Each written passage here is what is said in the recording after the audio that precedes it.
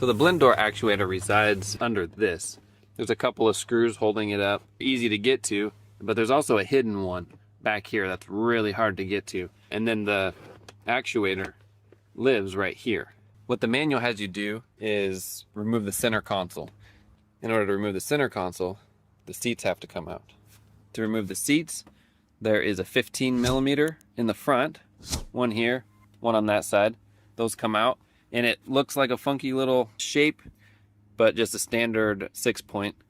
Fits right on there, nice and snug. So 15 in the front, and then in the rear, move the seats forward, and that'll reveal the one in the back. And it's a different size, but that same shape bolt there, but it is 7/16 or 11 millimeter, whichever one you got, but that fits over nice and snug. One on this side, one on that side. And then once those are removed, you tip the seat back and then unplug any of the connectors from underneath. The two bolts in the back of the seat, one is really easy exposed to see, the other one is underneath this cap. Now with the seats out, you can see how the center console is over the top of this little guide for the seat, so it has to be lifted up and over. That's why the seats have to come out. And then this one just is notched in, so that's why the seats come out. So those bolts are 2 10 millimeters. I got this disconnected. This whole thing should lift up and slide back.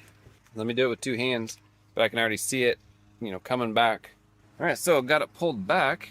This can just unclip if you need it to, but it's pulled back. So that was pretty easy.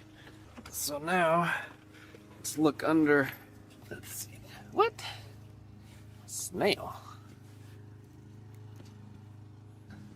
That gives us actually all the room we need. We can get this weird one out, or that hidden one, and then finish removing this. Not sure if I mentioned it before, but there's 7 millimeter little screws that hold it in. Probably know that by now, but. All right, so I disconnected the connector. There's a bolt there. There's one on the back. I believe there's just 2 5.5 millimeter. So we can go ahead and buzz those off. Well, so it is just 2 bolt. It may be a little hard pulling, but just go ahead and pull and it'll separate from the little actuator arm. So with the new one, just make sure all the size and everything looks the same. And we are ready to slap it in. Now you don't have to worry about the notches being in different positions, because under here, you can see the little arm right here. Right here, you can move it around. So you can put it where you need it to line up with the new one. So don't worry about that.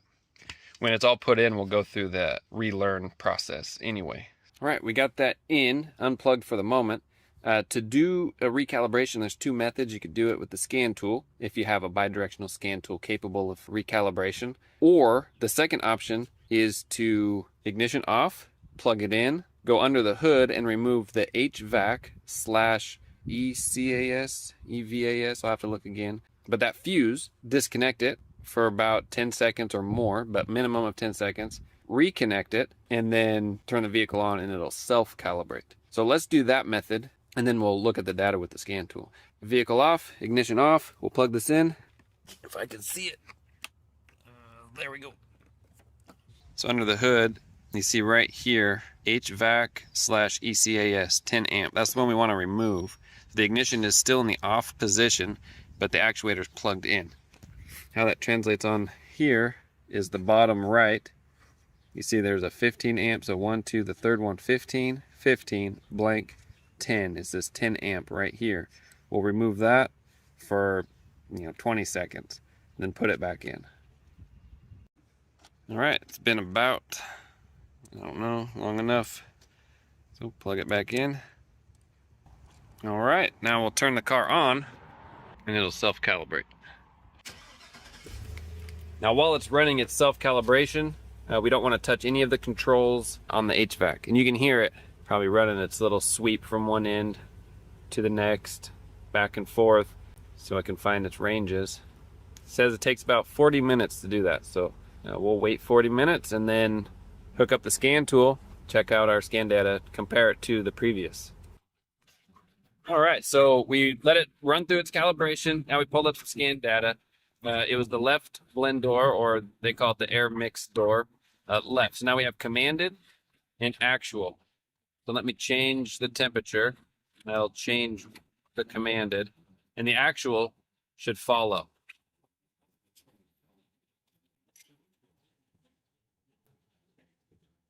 So we're seeing that following very closely. Now we'll go ahead and change it back to cold. So that's good operation. That's what it's supposed to do. We saw in the previous diagnosis, it was not doing this at all. In order to slide the center console back in, taking this off is the key. So you lower the steering wheel, put it the gear all the way down, and then it just pops off, and they're just clipped in. See the clips, and just pull that aside, and that gives us room because it hits on here otherwise. Two 10mm bolts secured in. In retrospect, you did not have to unplug your cigarette lighters or the power supply. And that can just stay in there. This did not have to come out of its little spot. Okay, once that's on, now we can go ahead and put this back. Should just clip in, and then we'll put our piece here back on. I put this on off camera. I forgot to mention that's actually what you put on first before the center console goes back in. If for some reason you forget and you're like, oh man, I don't feel like pulling this back off. Well, that's okay. It'll still slide in, and you have two bolts out here. It just won't be bolted down there. And that's okay. It doesn't have to be. It's held in with the carpet and stuff like that. So it's not gonna rattle or be a big deal. All right, now that we got our center console back in, we can go ahead and put our seats in. Now we went ahead and just vacuumed it out. Now would be a good time to get it all nice and detailed under the seat. So we're gonna set it in, connect it, and then get it situated perfectly. So on the back of the seat, this hole fits over this dowel.